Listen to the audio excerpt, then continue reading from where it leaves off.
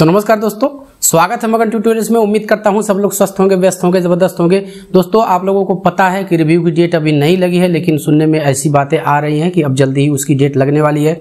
अभी 27 को जो वेस्ट बंगाल का केस है कौशिक दास जी का, उसकी डेट लगी हुई है, तो उससे भी हमें कुछ राहत भरी खबर मिल सकती है।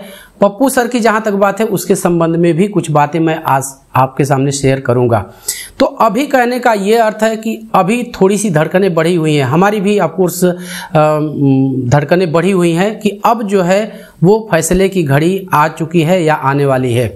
मैं एक चीज, बहुत सारी चीजें बहुत लोगों के द्वारा कही जा रही हैं, मैं यहाँ पे एक चीज अपनी तरफ से कह रहा हूं कि कम से कम अभी, और मैं ये समझता हूं कि जो हमारे भाई हैं, जो अभ्यर्थी हैं, वो भी यही चाहते हैं कि सब एक मंच पे आए। कल मैंने एक वीडियो कल या परसों मैंने डाली थी और उसमें ऐसे तमाम कमेंट आए कि सर आप प्लीज़ बोलिए, सभी एक मंच पे आ जाएं, सभी एक साथ मिल के कार्य करें। लेकिन हमने कोशिशें भी की हैं और हम आज अपनी तरफ से इसी के संबंध में ये कहना चाहते हैं कि जो लोग भी हैं, देखिए पहले ये बात तो मानने वाली है कि जो भी NIOS का होगा वो NIOS को हराने के लिए तो प्रयास नहीं करेगा, लेकिन अब वो कौन सा स्वार्थ है कि कोई एक दूसरे के साथ नहीं रहना चाहता। आप लोगों ने देखा होगा यदि पास्ट में जाके, तो तमाम लोगों का पहले पैचअप होता है, फिर इसके बाद भागते हैं, फिर पैचअप होता है, फिर भागते हैं। मतलब ऐसा कौन सा स्वार्थ है? लड़ना तो केस ही है, और जाहिर सी बात है केस हम नहीं लड़ते हैं,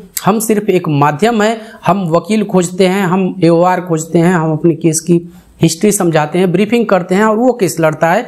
हमारा एक काम होता है कि जो भी उसकी फीस बनती है, चाहे वो जूनियर का हो या फिर सीनियर का हो, वो कलेक्ट करके हम देते हैं। तो वो काम तो कोई एक आदमी कर सकता है ऑल ओवर इंडिया स्तर पे।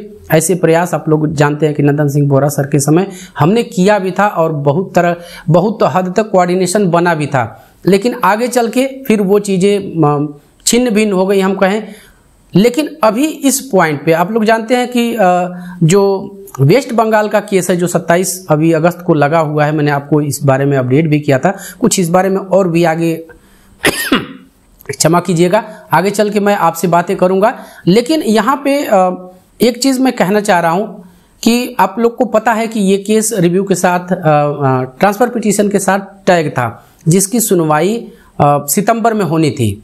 लेकिन पता नहीं बीच में ऐसी कौन सी चीजें हो गई, कौन सा ऐसा मनमुटाव हो गया, कौशिक दास जी भी भड़क गए और जो बाकी लोग हैं वो भी कह रहे हैं कि नहीं, हम आपके साथ नहीं रहना चाहते। जबकि इसकी आवश्यकता इस समय है कि एकजुट होकर सभी केस की सुनवाई हो, चाहे वो जिस भी प्रदेश का हो। इतना तो अब क्लियर हो चुका है कि मोटे में यदि कहीं थोड़ा सा सर्विस रूल में चेंज हो तो वो बात अलग है, लेकिन अभी जो NIS DLED का मामला है उसकी वैलिडिटी का ही है। और सीधे शब्दों में यदि मैं कहूं तो ये प्रमाणित करना है कि ये रेगुलर DLED के समकक्ष है या फिर नहीं है। एक इसमें पॉइंट छन के ये भी आ रहा है कि 18 मंथ्स का यदि प्रमाणित हो जाता है तो फिर उसमें दिक्कत आगे चल के हो सकती है, क्योंकि जो रेगुलेशन है वो 2 साल का जो है, उसमें 24 मंथ लिखा हुआ है कि 2 साल का है। अब यहाँ पे एक चीज मैं आपको बताता हूँ, थोड़ा सा जो रिव्यू में हो रहा है, प्लीज आप लोग इसको लेके नाराज न होइएगा। एक मेरी थोड़ी सी आप लोग से प्रार्थना है, मैं इसका स्क्रीनशॉट भी आपको प्रोवाइड करा दूंगा और आप लोग वैसे भी जाके सर्च कर सकते हैं। यदि रिव्यू में जानबूझ के लेट लतीफी होती है, मेरी बात आप सुनिएगा, ये चीज मैं बहुत पहले कह देना चाहता था, लेकिन ये जानकारियां कहीं न कहीं से निकल के आई हैं। और एक मैं आपको सोर्स ही वो बता देता हूं, एक प्रतिष्ठित वेबसाइट है, मैं स्क्रीनशॉट शेयर कर दूंगा, यहाँ पे आप देख भी सकते हैं, आप जाके और इस केस को चेकआउट कर सकते हैं। ये भी रिव्यू का मामला है और एक कोइंसिडेंट की बात यह है कि ये गवई जी के ही बेंच में था और इस रिव्यू को जानबूझ के लटकाया गया, बहुत लंबे समय तक लटकाया गया, डेट पे डेट और तमाम चीजें, वकीलों के तमाम पैतरे होते हैं।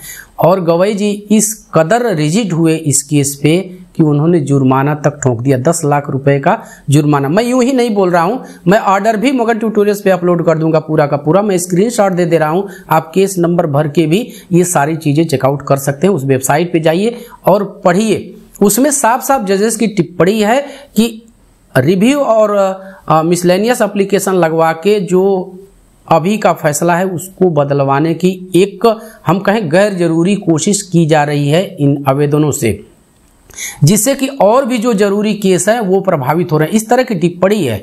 तो कहने का मेरा अर्थ सिर्फ यही है, ना तो किसी से बैर है ना प्रीत है, मैं सिर्फ इतना कहना चाहता हूं कि रिव्यू की सुनवाई जल्दी से जल्दी होनी चाहिए। लेट लतीफी से एक तो मामला डिसाइडेड है, जानते हैं रिव्यू है, फैसले पे पुनर्विचार करना है, तो एक तो मामला इस तरह से है, वैसे ही इसकी अहमियत थोड़ी सी कम हो जाती है।